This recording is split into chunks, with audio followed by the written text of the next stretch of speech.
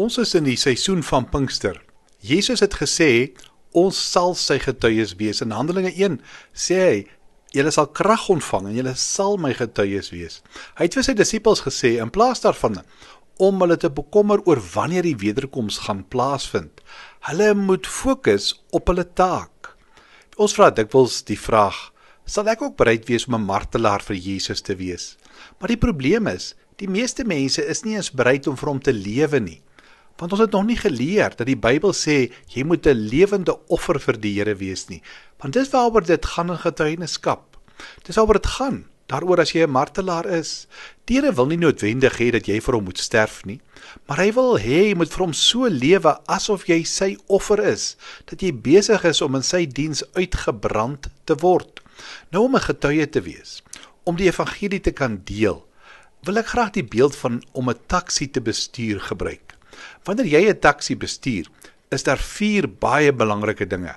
Eerstens, moet jy seker maak dat daar brandstof in die tank is. Daarmee bedoel ek, wat is jou motivering om die evangelie te wil deel? En natuurlik is dit want ons wil gehoorsaam wees aan die Here Jesus. Hy het gesê, gaan en maak disippels.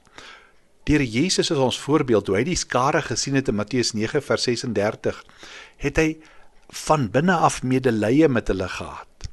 Judas 3 vers 23 sê, daar's tye wat jy ander uit die vuur uit moet druk, jou oor hulle moet ontferm. Nou hierdie is 'n baie goeie manier om vol te maak, om jou te motiveer om gehoorsaam te kan wees. Maar daar's 'n tweede gedagte, en dit is, ons wil graag passasiers in die taxi kry. Hoe kry ons mense daar, sodat ons die evangelie gesprek kan voer? En natuurlik weet ons, dis iets waaroor ons bid. Ons moet bid, dat die Here vir ons geleenthede gee, dat hy die mense oor ons pad sal bring. En dan natuurlik sorg ons vir hulle, ons gee om vir mense, jy reik uit in liefde na mense. Maar ook belangrik, jy moet die evangelie hardop met woorde deel. Nou hoe begin jy daardie evangelie gesprek? En ek wil hê jy moet hierdie 3 beginwoorde graag probeer onthou. Jy vra goeie vrae. Jy moet daardie mense leer ken. Wat is dit wat hulle glo? Wat gaan in hulle lewe aan? Vra hulle oor hulle geestelike oortuigings. Wat dink jy van die Here? Is daar iets waarmee jy worstel? En dan die tweede gedagte, die tweede woord, jy soek aansluiting. Jy soek na terrein waarby jy mekaar kan vind. En dan die derde gedagte, onthou jy vra, jy soek aansluiting, dan erken jy dat jy 'n Christen is omdat jy ook die Here nodig het. Vertel jou storie, hoe dit in jou lewe gewerk. Dit het 'n wonderlike impak as jy kan deel hoe dat die Here Jesus in jou lewe 'n nuwe lewe gebring het. Dalk sluit jou vriend juis net aan by een van daardie sake wat jy deel. Nou dan kom ons by die roete. As jy met die taxi ry, dan moet jy op die regte roete ry. Dis die pad wat die meeste mense mos moet wees. Nou hoe neem jy die evangelie boodskap op hierdie roete? Ek wil graag die woord evangelie gebruik om dit te verduidelik, maar ek gaan die woord gospel gebruik en die afkorting van elke een gebruik. Die woord gospel se eerste letter is G. En jy gaan sien op die skermpie staan dit, God het ons geskape om by hom te kan wees.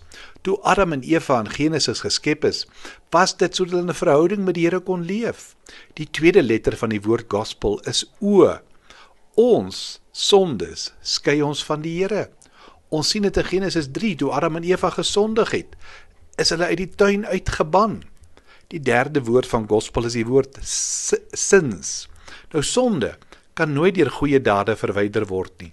Ander godsdienste beweer dat jy 'n goeie lewe lei, dan kan jy jou lewe balanseer. Maar die Bybel sê, ons sal nooit goed genoeg kan wees nie. Die vierde letter is die letter P, wat beteken, die prys is betaal. Jesus het as ons plaasvervanger gekom. Hy het in ons plek vir ons sonde gesterf. Hy het gesê dit is volbring. En dan die woord E. Dit is vir elkeen. Elkeen wat op hom vertrou. Weet jy, daar's 'n pragtige woord in Johannes.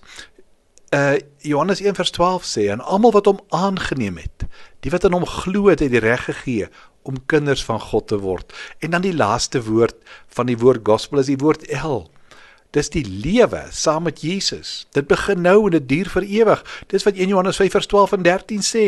Wie die Seun het, het die lewe. Wie nie die seun van God nie, het ook nie die lewe nie. Nou laastens van my beeld van die taxi. Hoe help jy om hierdie mense nou uit die voertuig uit te kom, met hulle roeping voort te gaan? Jy moet vra, is daar iets wat jou terughou om op Jesus te vertrou? Gee vir hulle die geleentheid om hulle geloof en vertroue in Christus te stel. Kom ons bid saam. Here, ons wil graag U getuies wees. Stuur vir ons mense oor die pad, met wie ons die evangelie kan deel. In Jesus naam. Amen.